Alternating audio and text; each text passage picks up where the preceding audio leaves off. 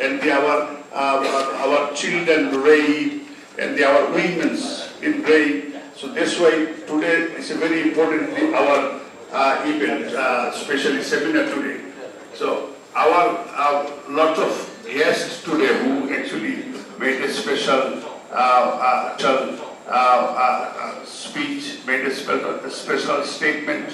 On behalf of the citizen movement, we thank all of you, full of our hearts, today, your kind support Bangladeshi democracy and for your support for humanity. And I request, which is the my sister, Barrister Jyotsna Mia, she'll give welcoming speech on behalf of our citizen movement, and then our lot of guest speaker, which is the Barrister Mullah, which is Mufti Sasaduruddin, which is the another brother. There is a lot of keynote speaker as well. And Jyotsna Mia said, can I hand over to Jyotsna? Could I ask about Jyotsna, please, to take the stand?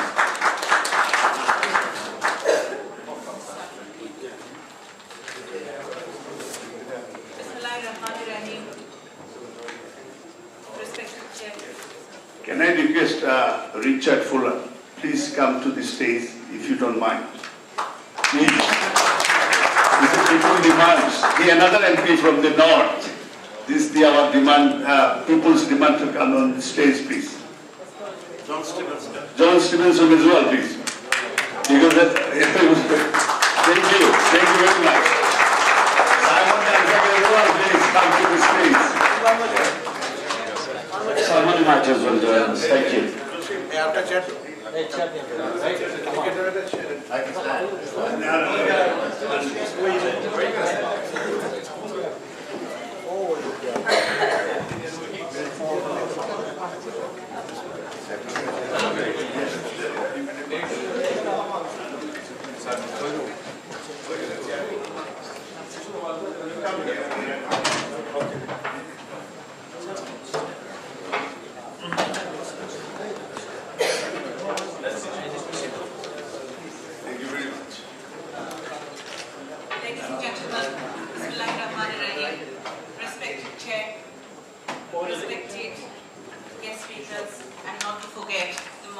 Our Honourable Member of Parliament. Assalamu alaikum and good afternoon to you all. I want to take the first opportunity of thanking once again dear Simon for taking the initiative to host this program and making it possible for us all to be here today. Also, just to at the outset, if I can just also mention, if those of you who don't know, that there is also another program taking place in Westminster today, as a result of which we were expecting more MPs, but we may have split seconds of their presence. They will come and they will go. Bangladesh obviously has become an international debate at the moment, and as it was stated by Mr. Hemmings, the MP who we heard speak earlier on, the international world have their eyes on Bangladesh at the moment, and therefore there's lots of debates going on, and today there's one here and one in Westminster. So, as being a human rights specialist and as being an immigration specialist, I just would like to welcome you all, and it's a pleasure to have you all here, and I want to thank Malik Bhai for giving me the opportunity to actually say my opening speech. The reason why we are here is obviously the fact that democracy in Bangladesh is in crisis and absolute human rights in Bangladesh speaks for itself. The purpose of us being here today is to highlight the issues that's taking place in Bangladesh and the concerns that's been raised throughout the last good few months, and most recently the one-sided, the sham election that's been conducted by the present government, Awami League. If I can just briefly introduce to you, those of you who are not aware about the Citizen Movement. The Citizen Movement is an organization which is unique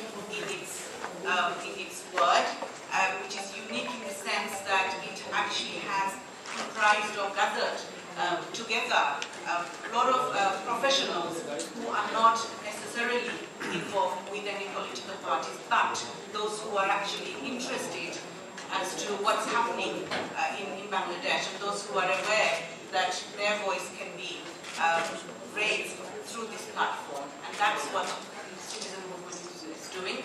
And that is the very reason why we are here today, because Citizen Movement is actually very, very concerned with the current political turmoil in Bangladesh. Ladies and gentlemen, if I can just briefly highlight the issues that's already been actually set up in the keynote speech, which has been, I believe, distributed to everybody. I hope you've had the opportunity to read it, but if not, I just actually just highlight a few points. The election which took place in Bangladesh on 5th January 2014 is the reason behind many of the violations that's taking place in Bangladesh at the moment. Begum Zia, who is the former Prime Minister of Bangladesh, the chairperson of BNP, has consistently and continues to fight for democracy in Bangladesh, but her efforts has proved very, very risky for her, given the fact that prior to election, what we have seen was her being put under house arrest, which is absolutely appalling. A democratic state, which Bangladesh is supposed to be, has become a laughter in the eyes of the international world, as well as locally in Bangladesh. Bangladesh is, well, can I just say that once upon a time, it's like telling a story to children, once upon a time, the people of Bangladesh had dreamt of living in a democratic, living in a country where they would not have any fear to their lives and people can exercise their basic rights. That dream remains a dream. And with the current government, Awami League, who says that they are actually the founder of democracy, has actually left the people of Bangladesh in dream. People's dream remains a dream. Unless and until we get together, as it's been said by previously by the MP, that if we do not unitedly work together and find a solution, we will not be able to move forward for the betterment of Bangladesh. At the moment, in Bangladesh, what we're seeing, especially following the election, we are seeing large number of extrajudicial killings. We are seeing that political activists from BNP, as well as other opposition parties, are being continuously harassed. They're being arrested. They are being put behind bars without any reasons, without free and fair trial, without having access to proper legal representation, and that is continuing.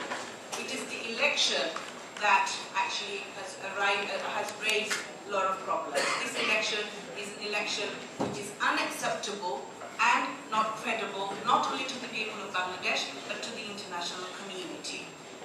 The reason for that is because of the events that had taken place prior to the election being conducted.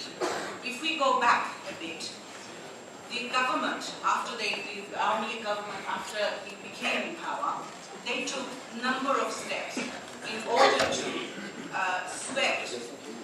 sweep democracy under the carpet. One of the very first steps that they had taken was actually by bringing in changes and amendments to the Constitution.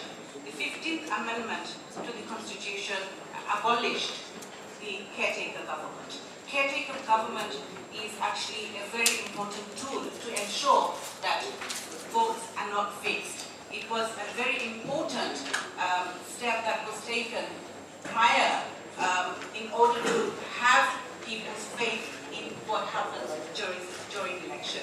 What Awami League did, of course, with their majority, because they were in parliament, what they did, without having to listen to the opposition, without having listened to the civil society and others in relation to the concerns that was raised as to what's going to happen if caretaker government is going to be abolished, they went ahead and they continued to abolish, or rather bring amendments and changes of the Constitution. Can I just stop here? Can I just say that we have Baroness Palauddin here? Can we please have the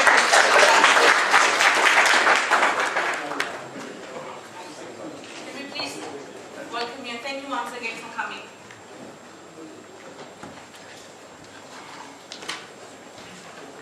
Thank you. Now, the abolition of the caretaker government was a move toward creating a one-party political system in Bangladesh, which happened in 1975, if I'm not correct, if I'm not wrong. The Fifth Amendment, which was brought in the Constitution in 1975 by Sheikh Mujibur Rahman in creating the one-party system, which was known as Baksha, another name for Awami League, is exactly what's happening in Bangladesh. This move by the Awami League is to refrain, to restrict other political parties from coming in opposition, from coming in parliament, and thereby a big, I would say, it's a big slap on democracy. Sheikh Hasina's movement is nothing but it's her agenda to create a one-party political system in Bangladesh, and the people of Bangladesh will not let that happen. We, as expatriate Bangladeshis, we're very, very concerned as to what's happening in Bangladesh. We love our country. I personally, I love my country. I was born there, I grew up there, I came here, and I'm very concerned as to what's happening in Bangladesh. And I would therefore like to urge the Bangladeshi government, led by Sheikh Hasina, that it's about time that they need to open up their eyes and they need to listen to what's being said. They need to listen to the international community and what their views are in relation to what's happening in Bangladesh. The overall situation in Bangladesh is absolutely appalling. Extrajudicial killing, if I can just mention, that is happening every single day. Not in 2012 and after 2012, the actions of the joint military forces, RAB, police, you name it, and they are involved in it. This must stop. Not only that, the international community, such as organizations such as Human Rights Watch, Amnesty International, have already called up on the government to ensure that these killings are stopped, and have already called upon the government to actually take steps and ensure that if this doesn't happen, and to ensure the investigations are taking place, but nothing has happened until to date. Recently, we have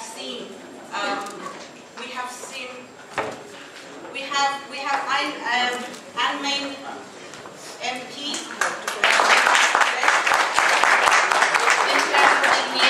and once again, she's already on the dais.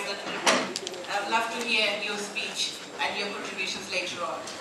Ladies and gentlemen, I don't want to take too much of my time, but I just want to also give you some examples of extrajudicial killings in the name of crossfires, the mass arrests of political leaders, the restrictions placed on the media.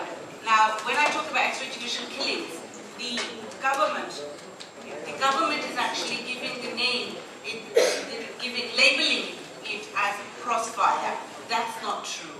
A lot of people are being killed. Over 200,000 people have been killed in the last 5 years.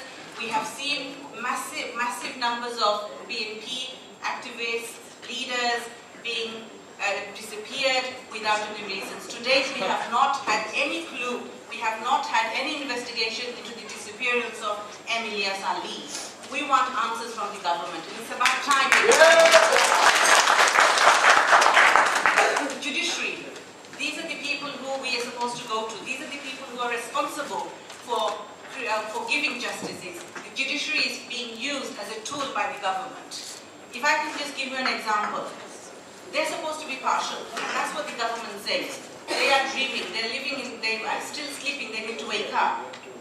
Each and every judges who try to exercise their partiality are subjected to harassment.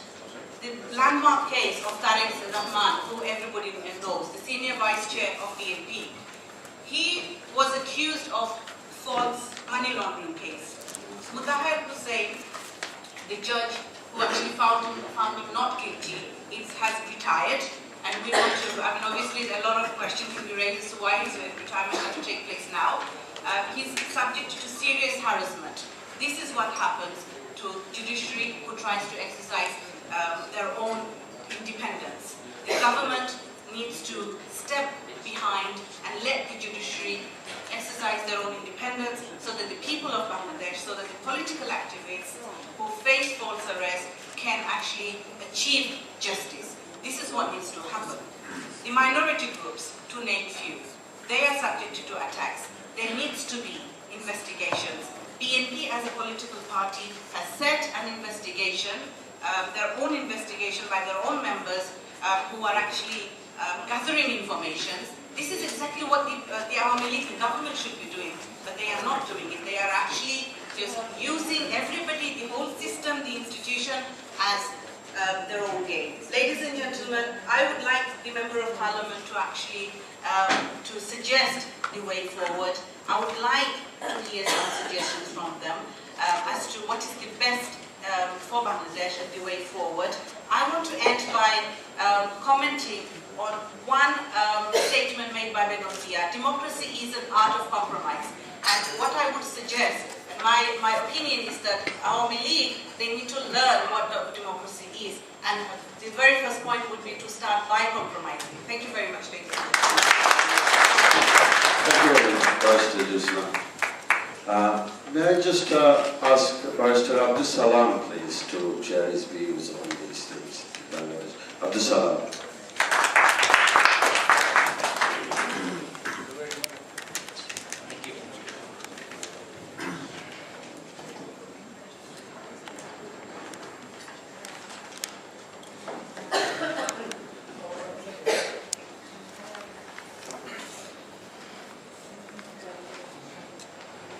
Honorable Chair, distinguished guests, ladies and gentlemen.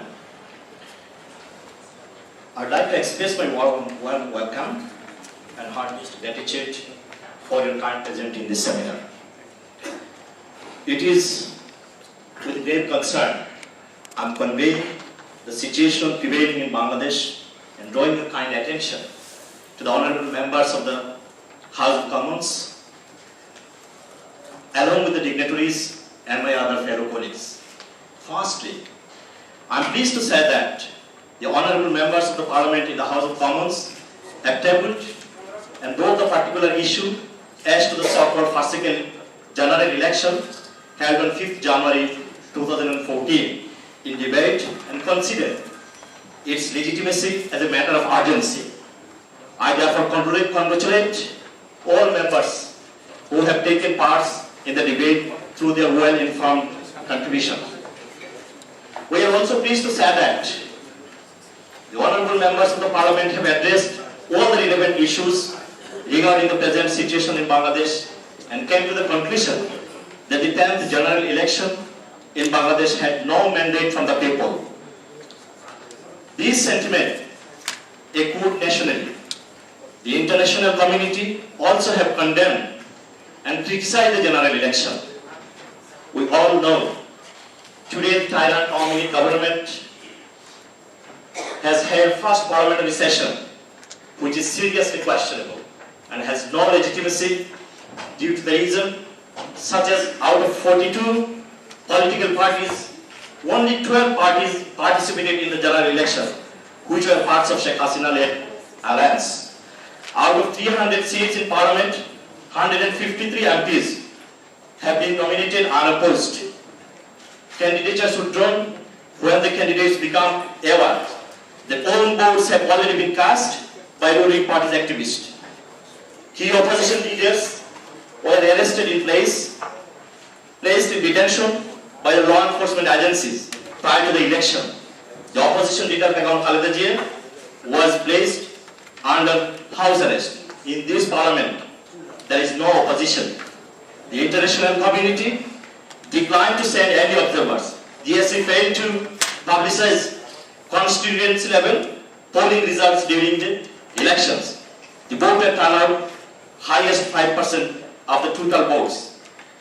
Not a single vote being cast at least 41 polling centers.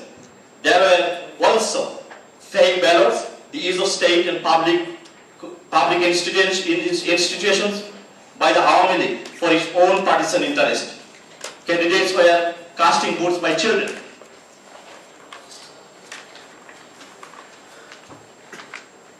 Prior to the election, the Awami League abolished the caretaker system of government in spite of the opposition from political parties and 90% of the population. The fact that 95% of the population failed to cast their votes in a clear referendum of the people's rejection of the election, who wish to see the election contested under the caretaker government. As such, the present government is illegitimate and a fresh election must be held under caretaker government. The Constitution of Bangladesh clearly gives the people of the Bangladesh the supremacy in making their own decisions. It states that all powers belong to people and the exercise of power should be the determinant in critical national decisions, where the solemn expression of the will should be reflected. The 5th January election violated those principles of the Constitution of Bangladesh. The argument posed within certain quarters that the electorate were unable to cast their votes due to fear of the ongoing violence fails to take into account that a heightened level of security was placed around the polling centers. For example, one of the polling centers in Dhaka was situated within the army cantonment center, which is one of the most secure places in the country. This polling center, however, witnessed only 20 votes cast from the possible 2,600 votes. The international community had serious question over the effectiveness of the general election. Therefore, the failure of the international community, the same observers can be seen as a clear rejection of the validity of the 5th January general election. I'm just would like to introduce one more issue that I'm going to finish my speech. Please. Awami League trying to misrepresent the international community by alleging that the BNP has been supporting religious ideology-based political party as it has alliance with Jamaat Islam and asked to sever its alliance with Jamaat Islam. In this regard, I would like to draw your special attention that the BNP and Jamaat Islam poses two different political ideologies. The core values of the BNP are nationalism, democracy and socialism, meaning economic and social justice. In contrast, Jamaat Islam is based on the political ideology of political Islam and democracy, which is also registered with the Election Commission, similar to other political parties. The alliance between BNP and the Jamaat Islam has been solely for the purpose of election, such as the Conservative Party and the Liberal Democrats in the UK. This type of alliance is common practice in Bangladesh, as evidenced by the Awami League alliance with Jamaat Islam in 1996 to oppose the government. In the political history of Bangladesh, no party other than Awami League has signed with a written agreement with any other Islamic political party. In December 2006, on behalf of the so-called secular Awami League, he then Secretary General Mr. Jalil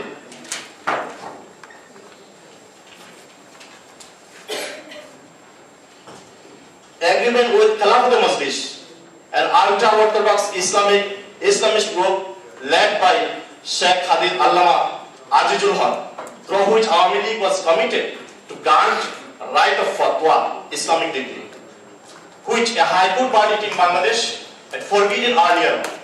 On the face of it, it is clear that Awami League,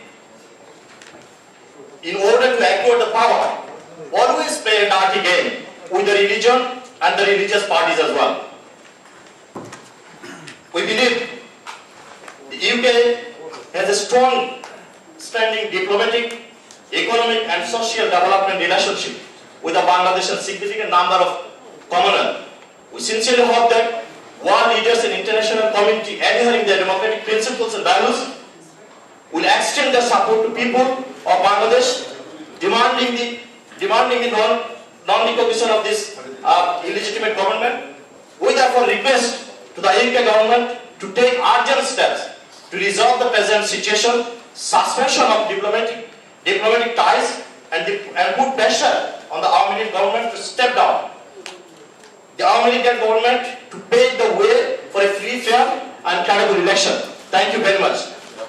I'm going to ask our speakers to be short and precise because we've got time constraint.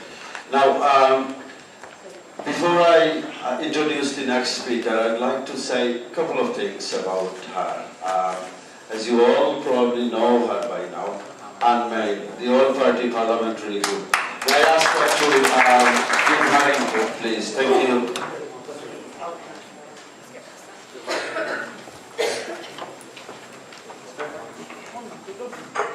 Thank you.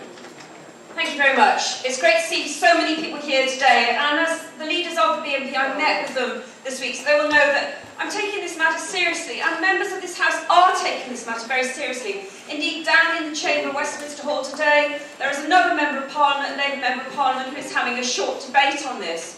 We had a full debate in the House. It wasn't a votable motion, but it was a full debate in the House. And I'm just going to distance myself slightly from Barrister Islam's interpretation of that debate, because I think we were very, very clear that we were trying to not pick sides. This is not what Parliament here is about. It is about ensuring rights, fair play, access to justice, access to electoral fairness. And actually put down the motion, which I supported him on, and then because we were given a slot at very, very short notice, and to say we're not on the same side, you know, politically speaking, but we are on the same side in our aims of wanting the best for the Bangladeshi people. I think one of the best speeches made that day, apart from obviously Simon made a very good speech, was by Richard Fuller.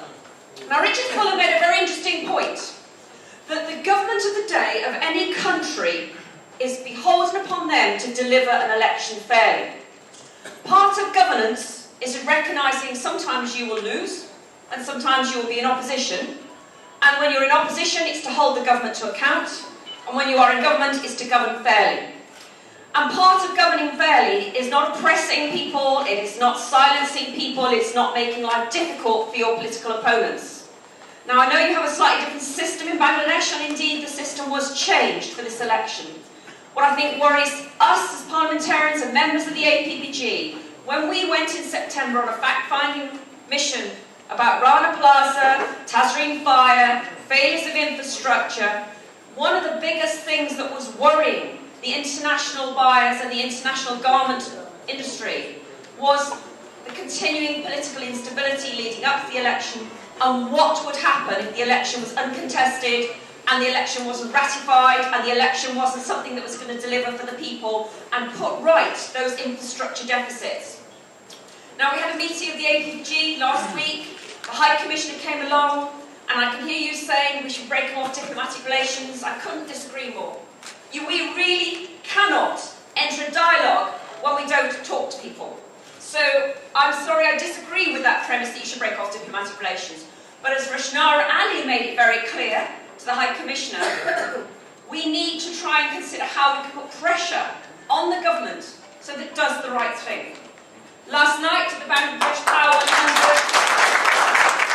attended by Liberal Democrats, attended by Conservatives, attended by Labour members and candidates. You know, we are trying to think what's best for the country, and we unite in that. Politically, we unite. It is a tragedy for your country that politically you cannot unite to decide what is the best.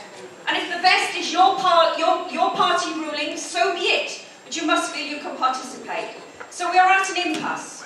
Last night, Baroness Bazi said yes, there were still ongoing talks. Pressure was brought to bear. I've made it quite clear that I think the only pressures we've got are through maybe DFID, money being spent directly through NGOs and people who can be trusted, and any money that goes directly or indirectly to the government should potentially be questioned about whether that should be happening, because someone elected with a 22% mandate may not have the will of the people to decide on some of the fate of this funding. So I don't want to speak too long, but as parliamentarians, whatever side we come from, we unite in saying this is not good enough. This is just not good enough, and something's got to be brought about where you feel you can participate in elections, you feel you can engage in Parliament and not feel your microphones are switched off. And I've sat there and seen the whole empty side there. I've been to Bangladesh 6 times. I have had my ear bent by every party there is, just about. And I know how difficult it is. But the whole reason you had the caretaker government, because neither of you, initially at the birth of your country, trusted the other. And now you've had that system suspended or abolished. Questionably, I know by some of you, you do not feel that you can contest the election. And I spoke to some of your leaders and said, what was it? Because when we were there in September, the streets were lined for miles and miles and miles as we were going to see factories with supporters for your party. And we were aware that, that they were lining the streets and there was quite big protests. There seemed to be popular support for your party. So it may well be, had you contested, you would have won. But I know you did not contest on a point of principle that you did not believe the way the election was being run had a mandate of the people. And that has got to be resolved. Now, I understand from some of your leaders, you're not hung up about the words caretaker. But in the end, something has to come about. The dialogue has to come about whereby something comes as a formula that you feel is acceptable. Because if not, the garment buyers and the traders will go to Burma, they'll go to the other countries they mentioned in our report. The international community will get fed up with sending money that doesn't seem to make any difference. And the worry is that if you come to government, your party or your party with a coalition, whoever that might be, you will inherit a country that is bankrupt, on its knees, and the poorest people that as leaders you should be caring about, they will be the ones suffering, and they will be the ones who will hold you to account in a future election for not having sat down, swallowed some pride maybe, or forced the agreement at some point, because at some point someone is going to have to come up with an agreement. You cannot keep lurching. I was there in 2006. The dialogue was not going on then. You had 2 years of a caretaker government, a military caretaker government. And do you know what people said to me? Oh, at least things are now running. You do not want a country that every time there's an election you go into a sclerosis and you go into chaos. So some formula that you can all live with has got to be come up with at some point. And I wish your leaders well. As Richard Fuller said, it was the role of the government to deliver an election you felt you could participate in. You guys need to get back around the table. Do not cut down any forms of conversation, diplomatic or otherwise. You need all the help you can get to bring about a resolution to this. Not talking, not engaging, it's not working. Okay, so I really would not advocate that. And I don't know what your other speakers have said today, but that is my personal view. I'm not speaking on behalf of my government, but I think that's what came out of that debate, was Bangladesh deserves better than this, and something's going to be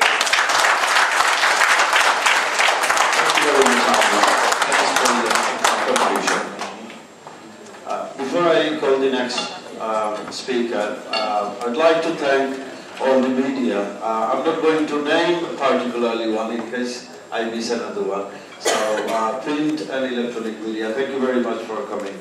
I'm going to introduce the International Secretary of BNP, Mahidul Rahman, to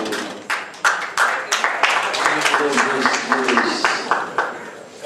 And before that, we've got guests from Norway, we have guests from Italy, we've got guests from all over the Europe. May I just welcome them once again here, and thank you very much for coming. Thank you.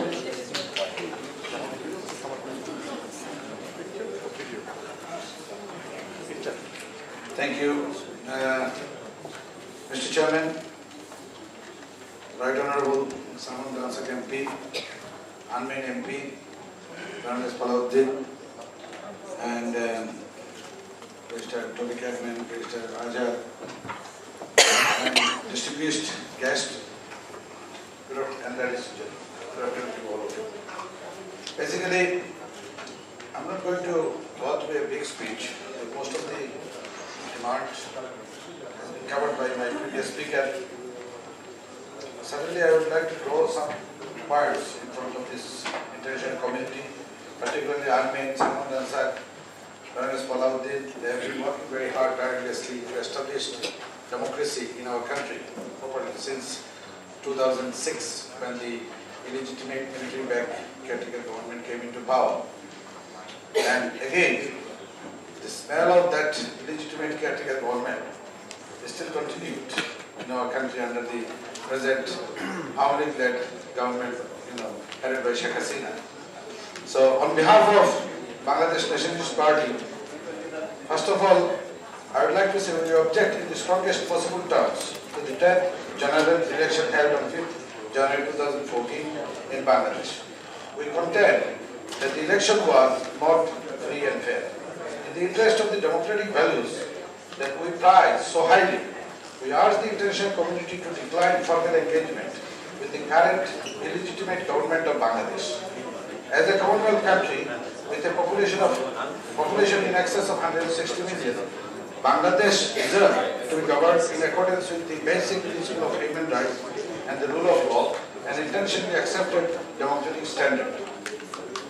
You will have noted that the leader of the opposition in Bangladesh and chairperson of Bangladesh Nationalist Party, Begum Khaleda Zia, who were 3 times fairly elected as Prime Minister of the country, was excluded from the election process in a clear breach of existing law and democratic convention.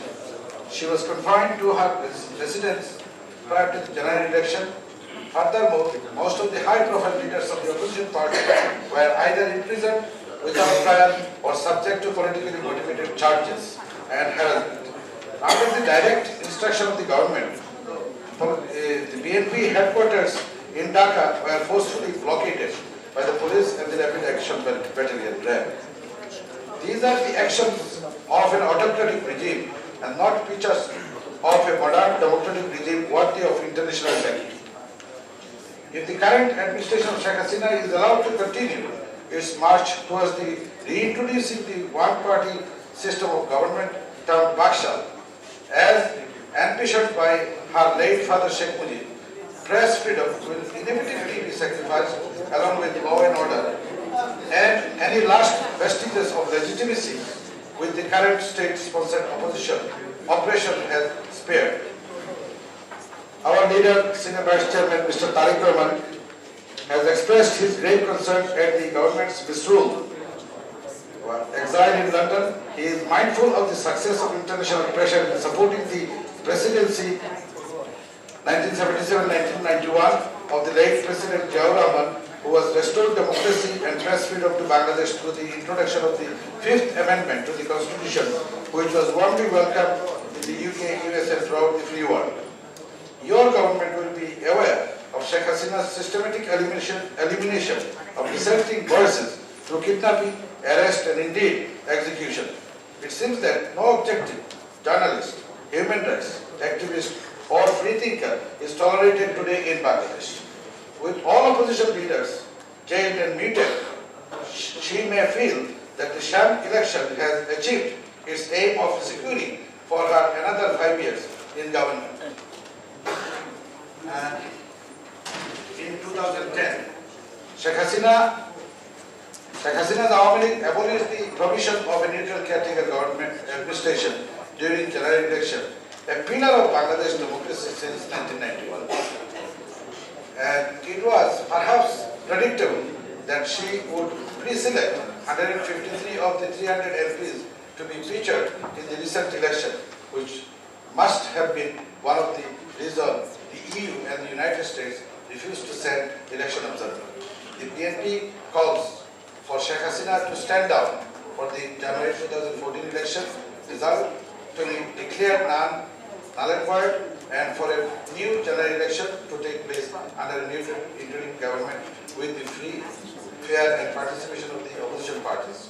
We will be very grateful for confirmation of your government's official position and for your valuable support in restoring democracy in Bangladesh. Ladies and gentlemen, this is something I just like to draw a few other things, then I shall conclude my speech here. And Basically, Bangladeshi politics and European politics is in two different contexts. You have to judge according to that particular nation's culture, their political culture, their political situation. We, the political party, have a serious problem. We do not trust each other. And because of that, we have to establish a caretaker government system. And this is, as I said in my speech, this is one of the pillars of our democracy in Bangladesh. If the caretaker government system is being abolished by any government, then obviously democracy is under threat. And as you have seen during the last election, 5th January election, due to not having the caretaker government being established, for that reason, many opposition parties did not participate because of their lack of trust on the ongoing government of Awami League. So because of that, we were urging to the international community, since when Sheikh Hasina abolished caretaker government, we have come to British MPs, and we have written to British Prime Minister, Deputy Prime Ministers, and many other MPs, including European Parliament, urging for requesting Sheikh Hasina not to be rigid on her decision, because we know it was an orchestrated, predetermined, procedure they have established through election commissions and other administrations to win over the next, the last election. So it was already predetermined. It is a fraudulent election. Please do not support this election. And finally, Minister Salam said, and I would like to just reiterate on this issues, that minorities are being attacked by Awami League. It is their political culture. They use minority into politics, they bring ethnicity, they bring religion into politics. We, the BNP, our political ideology is Bangladesh nationalism. We do not bother whether they are either tribal or they are minorities or which language they speak. So long they belong to Bangladesh, so long they believe in the independent territory of Bangladesh and they are loyal to that territory, we are all Bangladeshi citizens. We are not either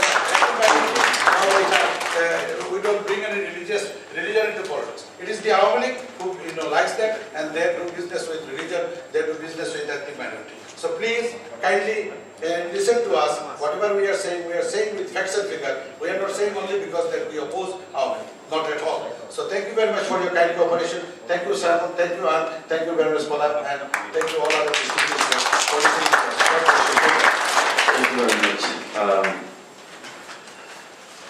That was Mahidur Rahman from BNP. We are expecting some representation from Awami League, but I don't think there is anybody to represent them there this afternoon. But anyway,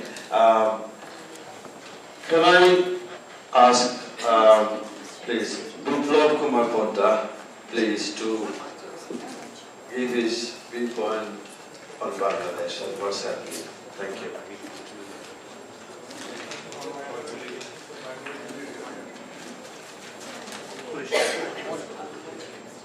Could I ask you to be very short and precise? Good afternoon.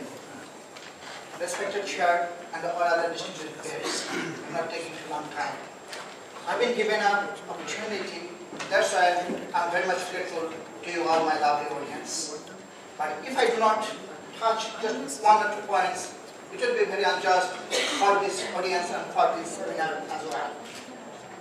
May I take you back if I start the torture on minorities when it started.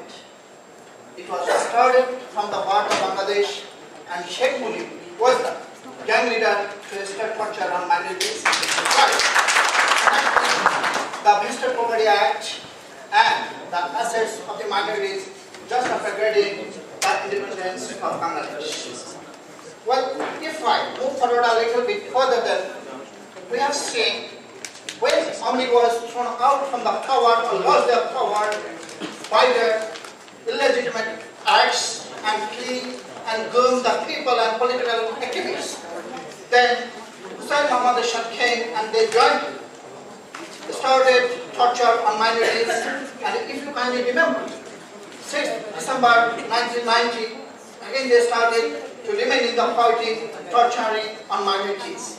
But only one party we have seen, apart from any party and political belief. I have confirmed that being only the party to take care of all the citizens regardless of the minority issues. said, after becoming to power, BNP has done everything even. The Sheikh Mujib demolished the Ramna Kali Mandir, which is Ramna Kali temple. BNP returned that temple to the Hindus and some properties to the Hindus. Then, if I move forward, but a little back, then I would say the so-called 5th January election drama, which was the most popular drama of Bangladesh in the world, that was less than 5% people attended that drama, though it was a huge arrangements event by taking assistance of the neighbor country. Only one country, they could not get success anyway. Thank you, our Bangladeshis. What we are from here today, we are lovely audience with you. We will inshallah one day. And we will say today's the honorable MPs.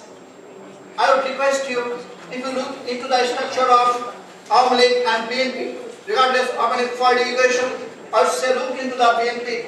There are very small percentage of people, but if you look into the leadership of BNP, you would say if there are less than 1%, what's on the right is the most popular leader, influential leader in BNP, though there is no big much, very much representation in the BNP from the Hindu minorities.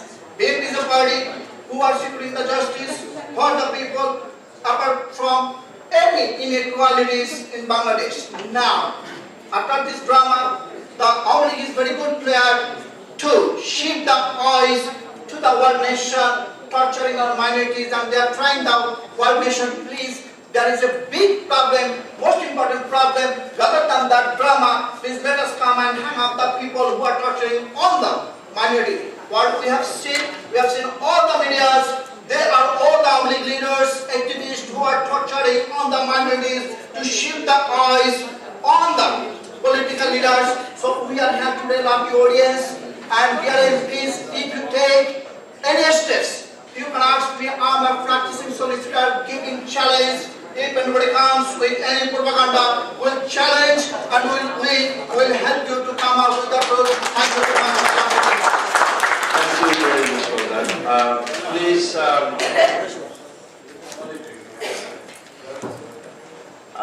as you can see, Baroness Uddin has got other engagement, so I'm going to ask her to give her viewpoints on ongoing Bangladesh. Thank you. Baroness Uddin.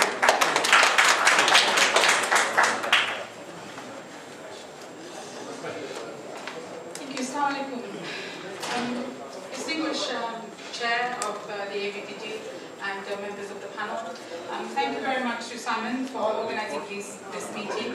I'm here also, like Anne, as part of the All Party Parliamentary Group on Bangladesh, and very pleased to see you here. I think this is absolutely true, that we are all deeply committed to the well-being of Bangladesh. There's not a shadow of doubt in our hearts that we want the very best for Bangladesh. And that is exactly what I did during my small contribution as chair of the All Party Parliamentary Group, and that's what I continue to do. And so I am very sad that very large sections of the political process absented, if you like, a large political party who contributed to the development of Bangladesh for so many years. So I mourn that, like Anne and in the ACPG, we are very clear that there should have been proper circumstances, proper environment, conducive environment, safe and secure environment for the opposition to take part in the general election that was held on 5th of January. Nonetheless, we also believe, and it has been made clear, that you should have taken part. This is what my comment to the opposition parties would be, that they should have taken part. And then, if they face the kind of challenges and they contacted the international community, I believe that we would have all played our fullest contribution to making sure that they were safe and secure environment. I think the only reason the international observers were not present in Bangladesh because the opposition did not take part. That is the only reason. So I think that we have to be very clear when we talk about what can be done.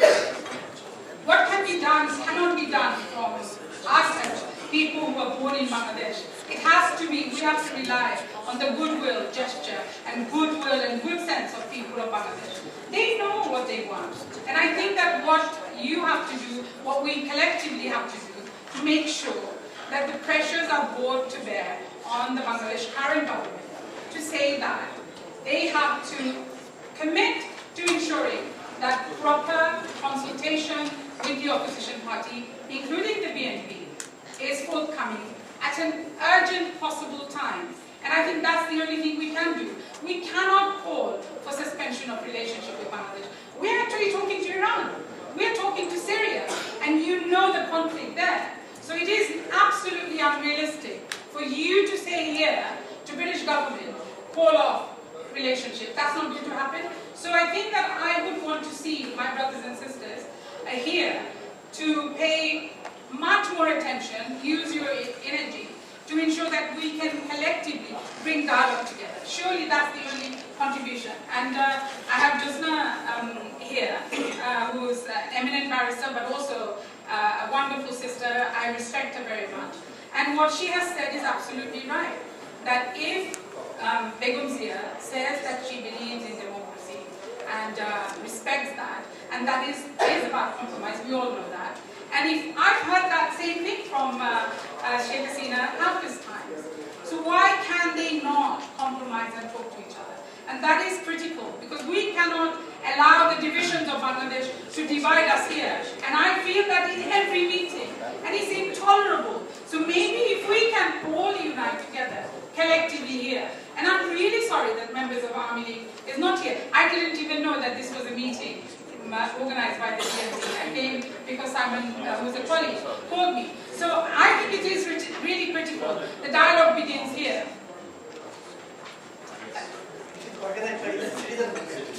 Please forgive me, I stand corrected.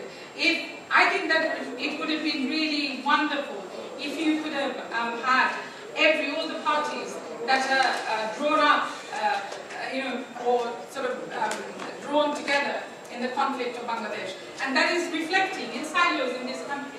And I think it's permeated through British politics, and I think it's absolutely not acceptable. So I urge everyone to work together, and honestly, we will work together. I know that a lot of us are assigned to Army League or BNP. Hand on our heart, I can say with Anne and I, that we have really worked to reflect the well-being of Bangladesh. And it is completely not about, for her it's Tory party, for me it's the Labour Party. That's my political belief. And through that mechanism, if we can be of any assistance to your movement, I'm sure that we will do our best. I long live Bangladesh, and I hope that all of you, all of us, will be able to work together for a better Bangladesh. And I'm sure, inshallah, there will be an election. And that election should be ensuring that all parties take place. Their rights. As I said earlier, that we are expecting some representation from our league, but unfortunately they are not here. Anyway, I'm going to ask the next speaker, but before I do that, I'm going to ask him to be very short, just a couple of minutes, please, because we are running out of our time, and we don't want to end up in a situation where I upset a lot of people. Conducting a meeting is very difficult sometimes, because I know a lot of you are waiting for me to call you on the podium. But can I please ask Dr. Shahiduzzaman Qureshi, please, for 2 minutes. Yeah, thank you. Thank you.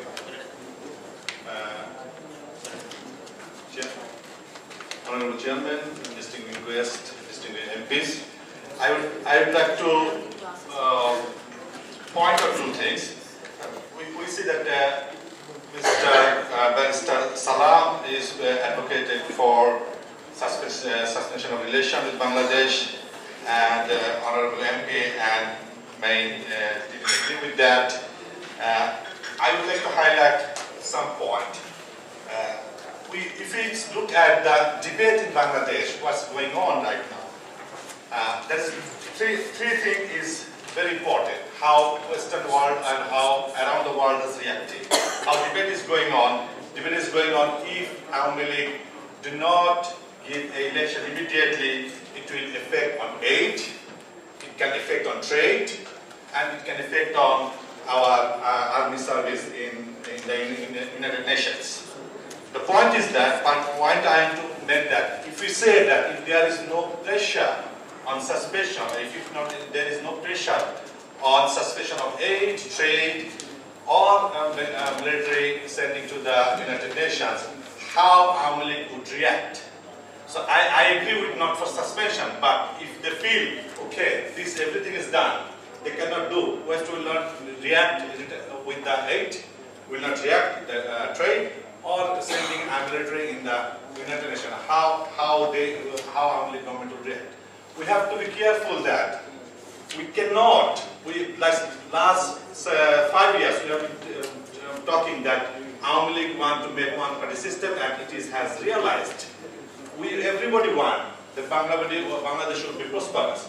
But thing is that if there is no pressure on that, on those 3 points, they would not agree. So that is the point. They will not give any elections. That is the main point. Thank you. Thank you very much for this precise answer. Can I please ask Barrister Abu Bakr Mullah, please, to share his views? Thank you.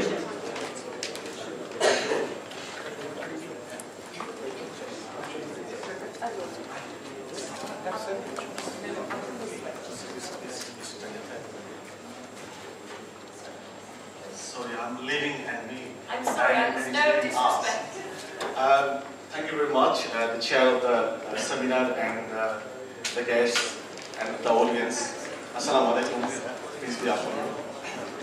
I'm really upset that I had planned to deal with some of the issues raised by Main and Palauddin, but they are not present at the moment. The first issue I wanted to deal is that Palauddin has said that BNP and its alliance could have participated in the election.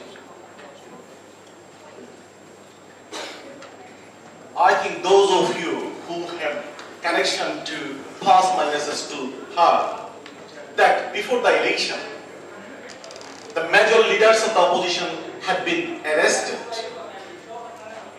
and there was no democratic environment, and the major partner of the 18-party alliance, Jamaat Islami, was barred to participate in the election.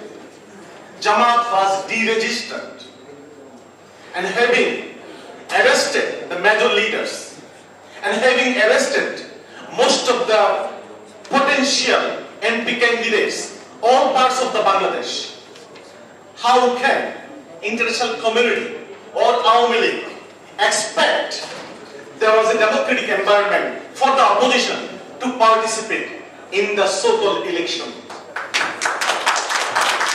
Now, the true face of Awami League has been revealed. Awami League has given a commitment to the international community that they will go for dialogue with the opposition after the election. They have constitutional obligation to hold the election on 5th of January. But after 5th of January, the new phase Awami League revealed that they have been elected for 5 years. Shame on Awami League. Shame to the friends of Awami League in the international community. And my friends, MN has left us. I should have asked her whether the position of the MPs, whether the position of the British government, whether the position of the British High Commission in Bangladesh are same or not. And I wanted to ask her specially whether her parliamentary groups on Bangladesh is playing the same role. Why BNP and Jamaat was in the power? Whether her government is playing the same role they are playing now. And it is very clear to the concerned people inside the Bangladesh and outside of the Bangladesh that international community is not playing a positive, direct role for the democracy and the human rights in Bangladesh. They are playing probably a lip service for the democracy and the human rights in Bangladesh. Probably I am exaggerating. International community has the obligation now to disprove me. They are very sincere. They are very committed to bring back democracy and the human rights in Bangladesh. Ironically, Awami League comes and beg to the international community that they are a secular force. They are the promoter of secularism in Bangladesh. And probably who you are aware of Bangladeshi politics and closely monitoring the situation in Bangladesh, you will agree with me that while BNP and its alliance was in the power, we were definitely in a position to control the sudden uprising of jihadis in Bangladesh. But the fundamentalism or jihadi card Awami League is playing now to get the support for their illegal regime in Bangladesh. It is nothing but a drama. I would like to request to the international community that they should understand that Awami League is playing a drama in the name of minority politics in Bangladesh, in the name of attack on the minorities in Bangladesh, in the name of jihadi uprising in Bangladesh. Now, for the sake of democracy and for the sake of human rights, international community should play a positive role, not a lip service should be given to Bangladeshi people. Thank you very much. Thank you very much. Please, may I ask Dr. Nargis Akterwala to give her report, please. Thank you. She comes from Australia, actually. Thank you. Sorry, I have to say a couple of things in Bangla because I know that everybody is waiting to finish the meeting, including our chair and distinguished guests. Dear Honorable Member of Parliaments and distinguished guests and my heart Bangladeshi people in here. Thank you very much for calling the motion and having the debate on human rights situation in Bangladesh in the United Kingdom's Parliament. We are grateful to the Parliament for condemning human rights violation and calling on the government to put pressure on the Bangladeshi government to take urgent steps to end this human rights violation. I am not going to give you in details because we are running out of time. Just a couple of things. There are some figures I have collected in my paper from the report published in international publications, such as Human Rights Watch. They have published their January 2014 report, where they said Bangladesh's security forces frequently used excessive force in responding to street protests, killing at least 150 protesters and injuring at least 2,000 between February and October 2013. 90 protesters were killed by the security forces during March and April 2013. The Human Rights Watch and The Economist journalist TV shows guests were issued orders by the International Crime Tribunal for contempt of critical remarks and reporting on the tribunal.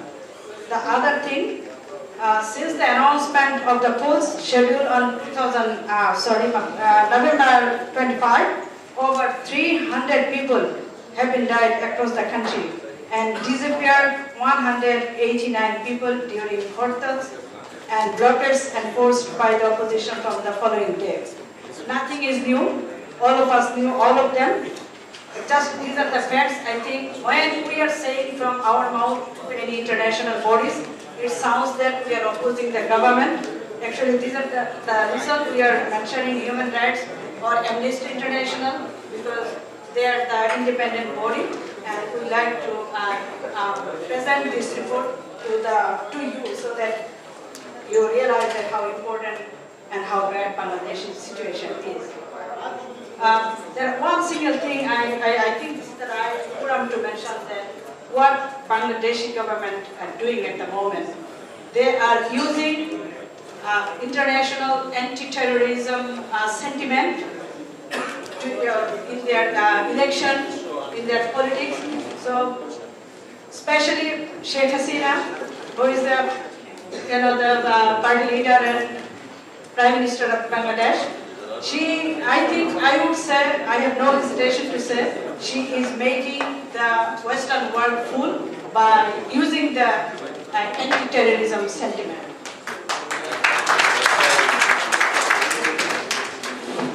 The other important thing, I think none of us have been mentioned about the wealth. Most of Bangladesh's leading politicians significantly increased their wealth during the current government's 5 years in power.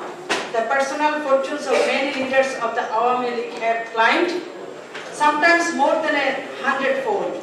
At least 48 heavyweight personnel who have served in important positions have been seen a 582% rise in income on average.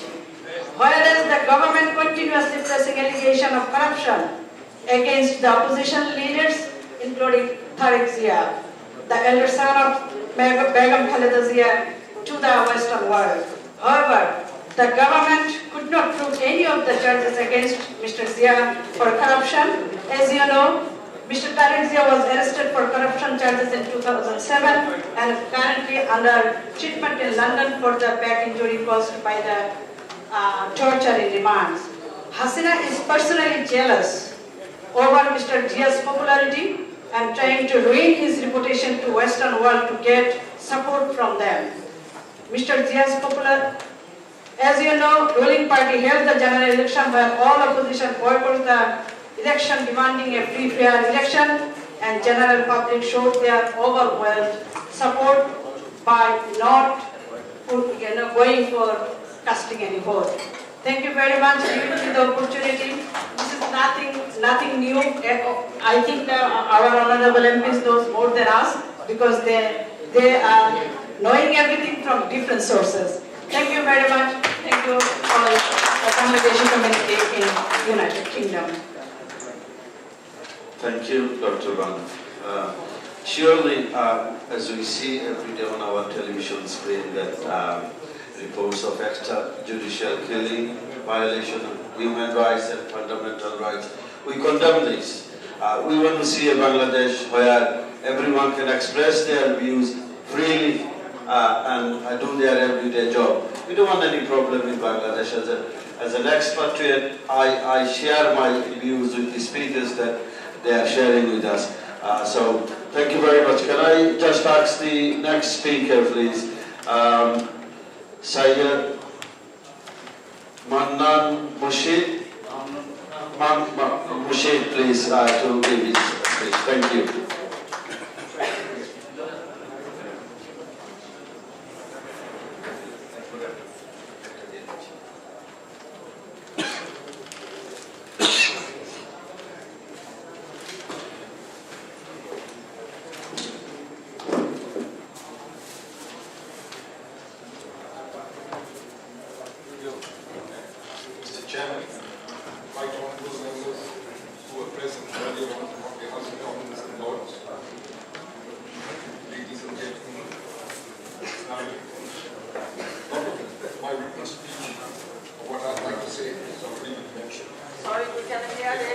Initially by Tino Speaker, President Baker, as before. I'd like to give a few facts and figures. If we observe the election, you will notice that democracy is virtually dead in Bangladesh. The totally fake election held in 5th January 2014 helped successfully to migrate. On its epitaph, Sheikh Hasina held her coronation for the last 5 years. Although she failed to get even around 5% of the vote, she congratulated herself with her party as a great winner. By giving you a few statistics, I'd like to say that out of 300 seats, there was no election in 153 seats. They could not find a candidate to oppose, not even an independent candidate. This was the fate of the election. Can you imagine what a farcical election we've had? Now, the idea of the caretaker government was something all parties after the fall of General Shah agreed. This concept was there, and it had 4 very successful elections. This government prior to the election said that they'll bring in new elections, and however, once elected, by the biggest farce and a shambolic election, they are sort of, now feel they are in the driving seat. A lot of my earlier speakers have talked about extrajudicial killing. I will not highlight on that. I feel the only course, neither will I say there should be a kind of diplomatic relations, but it is an expectation that they will raise their voice and exert pressure. I find that this hall, the audience is dwindling, and I don't want to take much more time.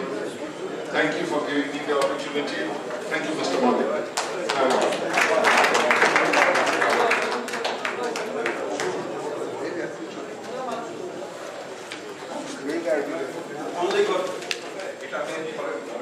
Only got 20 minutes.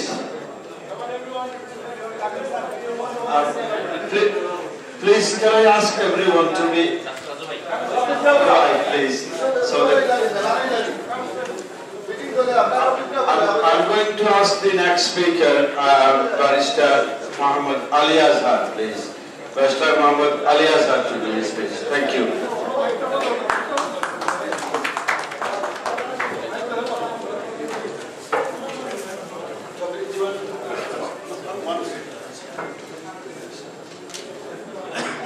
I'm sorry, I'm going to ask Barrister Toby Cartman to give his speech.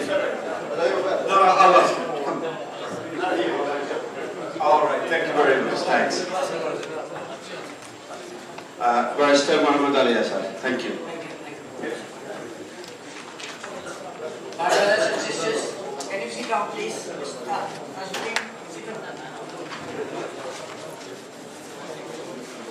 My brothers and sisters, Assalamu alaikum. Honorable members of the House of Commons, those who are here and those who are not here, my greetings to you all.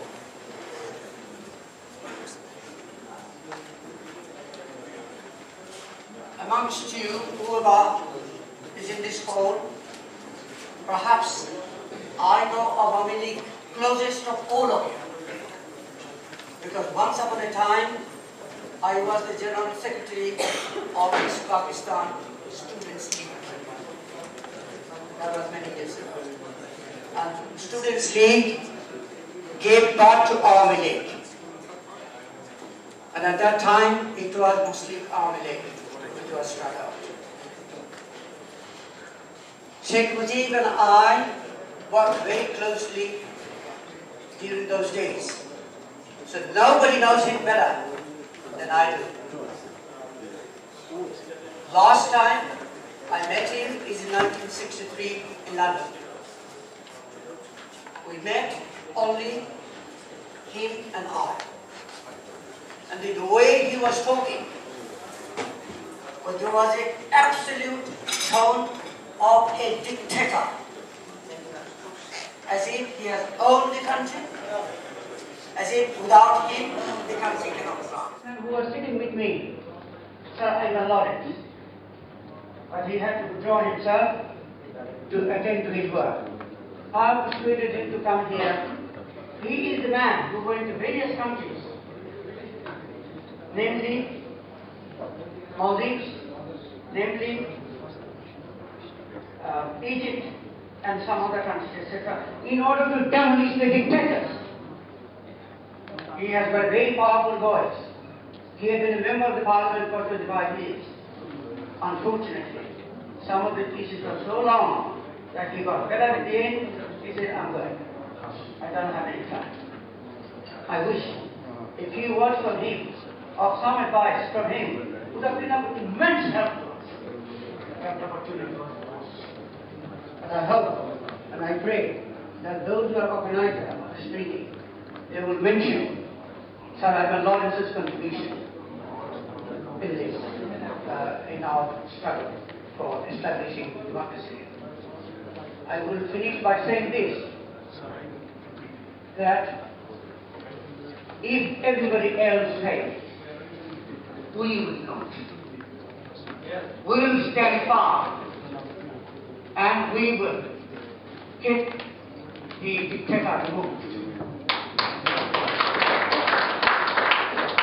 And that job is for us in the end. We have to prepare ourselves.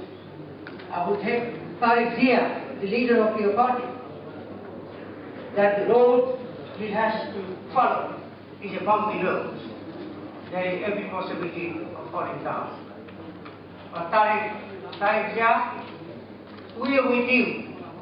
International opinion is with you. Democracy principles and the policies are with you. Even on we will. Thank you very, very much. I've been asked. Thank you. I'm going to I'm afraid we have only got 14 minutes before we finish. So, as you know, any media, electronic or print, whoever say anything against the government in Bangladesh about their corruption, about their wrongdoings, they come and shut it. As a prime example here, we've got Khalilullah Numan. I would like to ask him to share his view for 2 minutes only. Please. Thank you.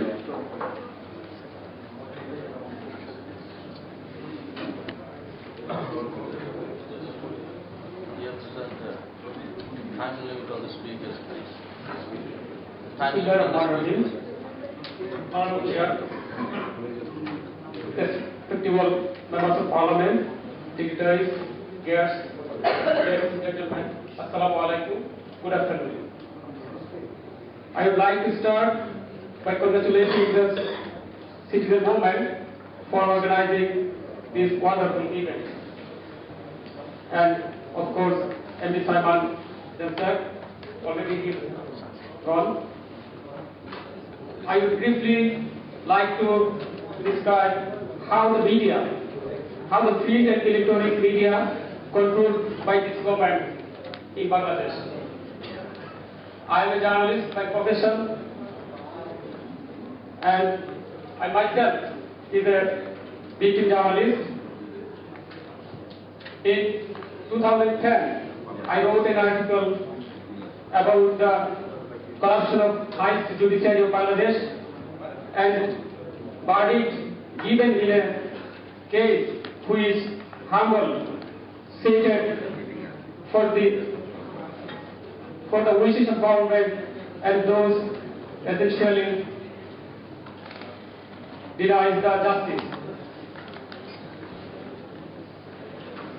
Thank you all, because time is very short. Yeah, thank you very much. Thank you very much. Thank you, everyone. I'm sorry, I didn't mean to. We've got only 12 minutes left, so we could use this time. Can I ask our very prominent, who speaks very eloquently, Mufti Sadruddin, for 2 minutes, please, to present his view. And then we will have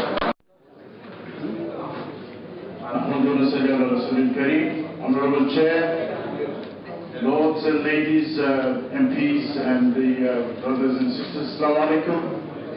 What I have felt here today and from many other meetings with the Western leadership, I think they fail to understand that what kind of a government or a Lady Hasina they're dealing with. She is not a democratic leader. She kills in one night more than 2,500 people. This is not an action of a democratic leadership. So the Western leadership has to understand that when they say you sort your affairs yourself, you do not say this to Bashar al-Assad in Syria. Rather you send your invoice, you cut your relationship with Gaddafi, you cut your relationship with other government when dictators come in. You have to understand, unfortunately, and you have to understand as loudly, that this Hasina, she is a dictator, she is a killer, she is a murderer. So how can you ask the BNP and the opposition to sit down with the murderer? You will not allow her. We are asking you, take care of her, take her to The Hague, take her to the United Nations, just like you have taken Saiful Islam. So please do not treat us with double standard. We understand you, and end of the day, we vote you, we elect you, and you have a responsibility to the voters and the taxpayers. So we will listen to you, and we will look to your actions, I mean the British MPs, because we are your voters. So we want to see action, not words. Thank you very much.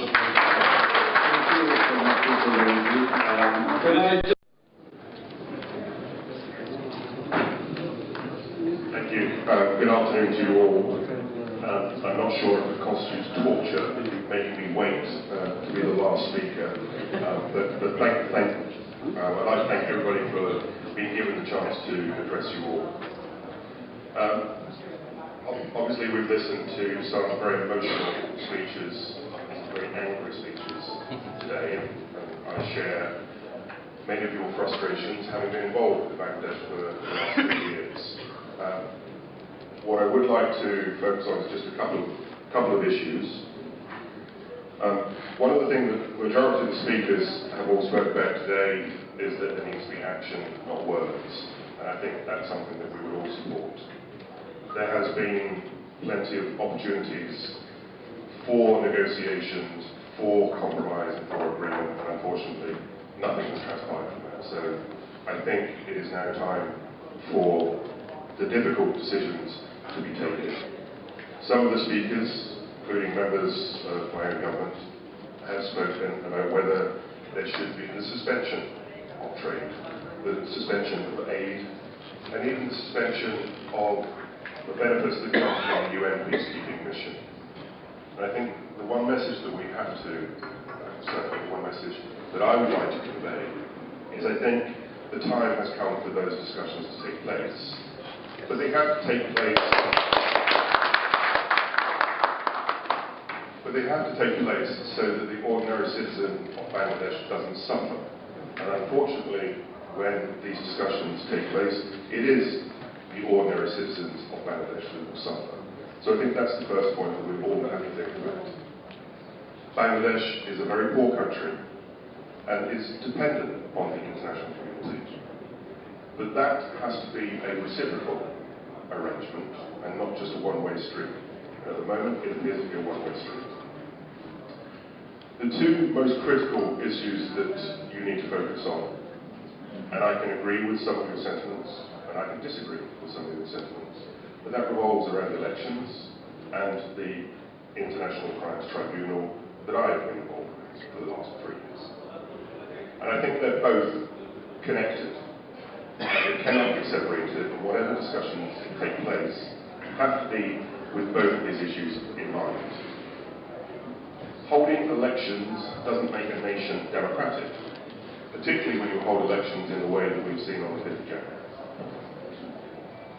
I may not agree that boycotting elections is a good idea, But unfortunately, in the context of Bangladesh, I think it was the only thing that the opposition could have done.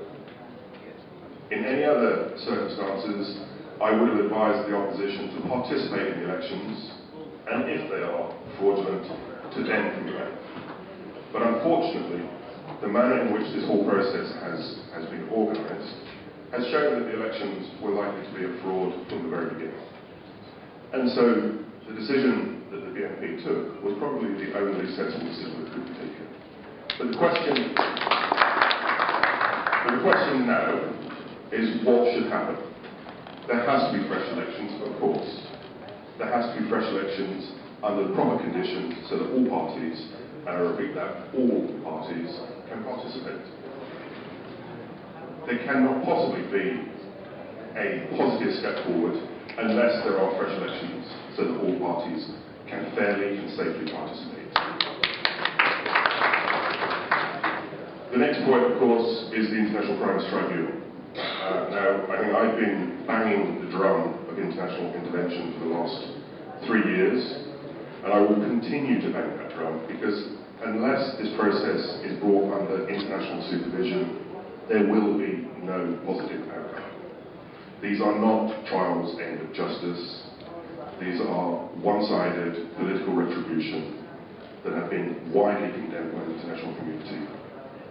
And it is truly sad considering the nature of the conflict in 1971, which is, without question, one of the worst conflicts in history. I don't think anyone in this room would try to say that crimes were not committed. The question is to ensure that the right individuals are brought to justice.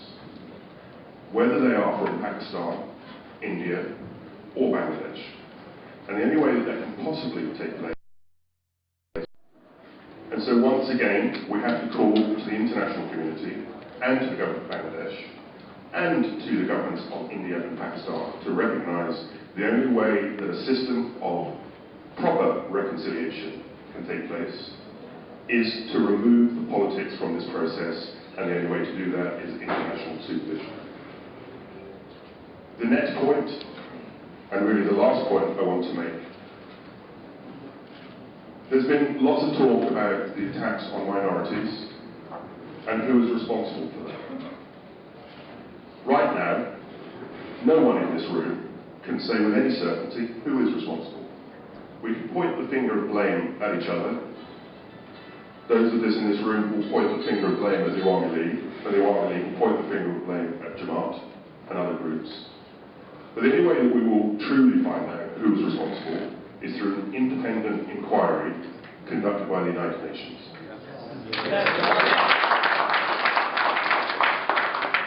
There is a special rapporteur under the United Nations system for the protection of minorities that has requested the government of Bangladesh to visit Bangladesh and conduct a report in relation to not just this particular incident, but in relation to all attacks on minorities that the country has seen. That is absolutely essential. There is also a United Nations Special Rapporteur for the prevention of genocide, or a Special Advisor on the prevention of genocide. This body is looking at Bangladesh because it falls within his jurisdiction to look at this matter. Whether we agree that what is occurring is genocide or not, these are crimes of an international character that are being committed by state and non-state actors that require an international criminal investigation. Now, as many of you will have seen, the United Nations High Commissioner, Navi Pillay, in December leading up to the execution of my client, Abdul Qadir Mullah, said that as Bangladesh is a state party to the International Criminal Court, these matters now fall under the jurisdiction of that court. And the prosecutor can now investigate these crimes. These are crimes against humanity. They are being committed across the country. Whether we are talking about attacks on minorities, torture, arbitrary arrest, enforced disappearance, these fall under the jurisdiction of the ICC prosecutor. And I would hazard a guess that the ICC prosecutor is taking this matter very seriously right now. And I hope that we will see a response from the ICC, and I hope that we will see a response from the United Nations. Because this is absolutely essential for the long-term stability in Bangladesh. Thank you very much.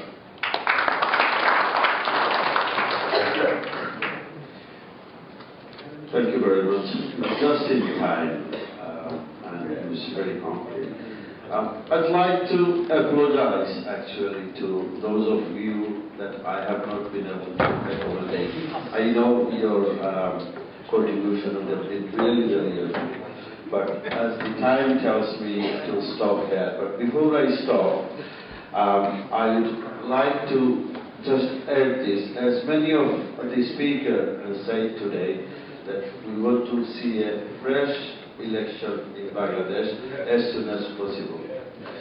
But we have to have an environment. So what I'd like to say myself, and I hope you would agree with me, that to have a nice environment where an election can be held is to release all these opposition leaders who have been arrested, detained without any fact or figure. So I hope you will agree with me on that all the political activists and leaders should be released. And those politically motivated cases should be withdrawn as well. So I think we come into the end. And also what Toby said, that this matter should be inquired by an independent people from United Nations. I think we will also agree with that, don't we? So that is the message goes out to the government of Bangladesh today, that we believe we take the new election, a fresh election, participated by everyone, every political party. The onus is on the government to do that, not on the opposition. As the government is playing mouse and cat game, I think we deplore that. Thank you very much. I'm going to ask the chair to conclude the meeting. And before I say that, I'm going to say a special thank you to Simon Danchak for holding this seminar for us. Thank you, Simon. Thank you. Thank you very much. We actually, I'm going to urge Simon Danchak, he'll just make a few minutes ending speech. And behalf of all of us, especially citizen movements who actually mainly policy makers, behalf of our heart of core of hearts, we thank to you, all of you, and especially our sisters, journalists, brothers, came all over the Europe and UK. Thank you very much once again. And a lot of people who actually sit front of us, front of me.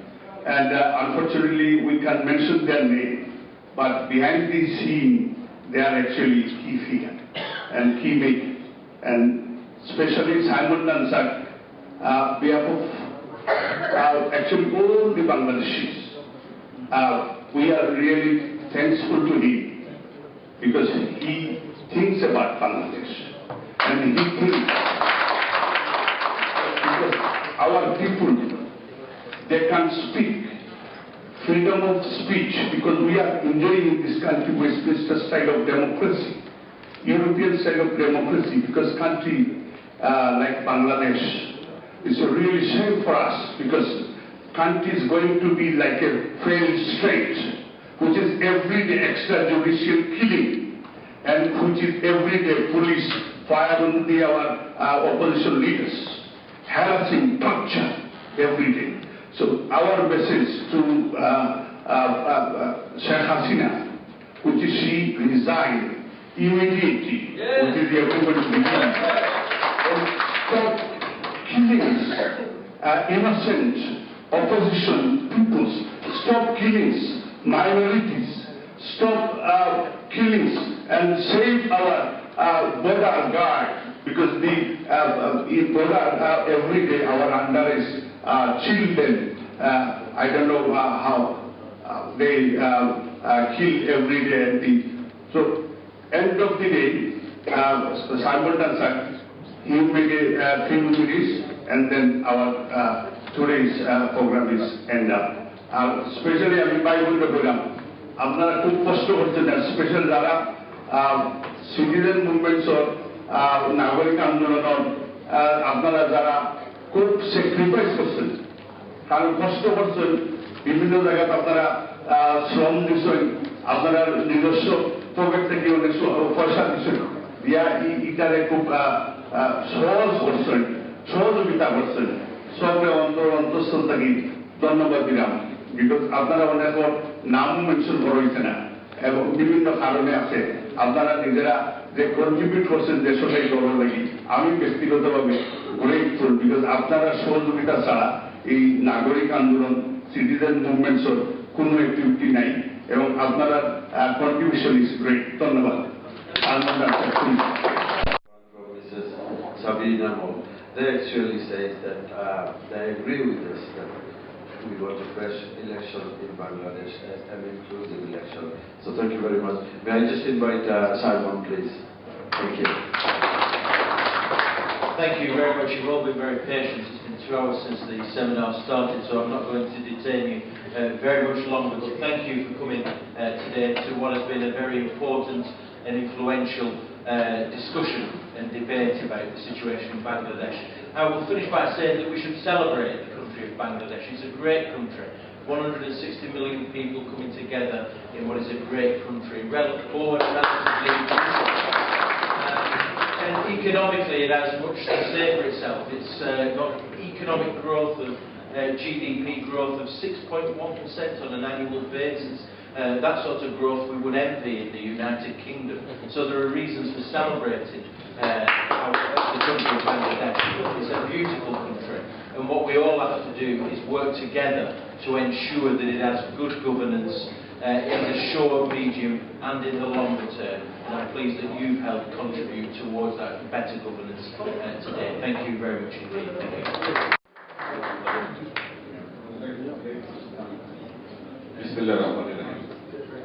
Basically, Bangladesh is the victim of now. Bangladesh is the killing field of India, and Awami League and Sheikh Hasina is just their puppet, and we have to face on that basis. And our clear-cut message to the international arena, it is save our soul. If you not, then we'll take care of us, and that will be a great mistake for the international community. And we may lose many battles, but inshallah, we will win the war.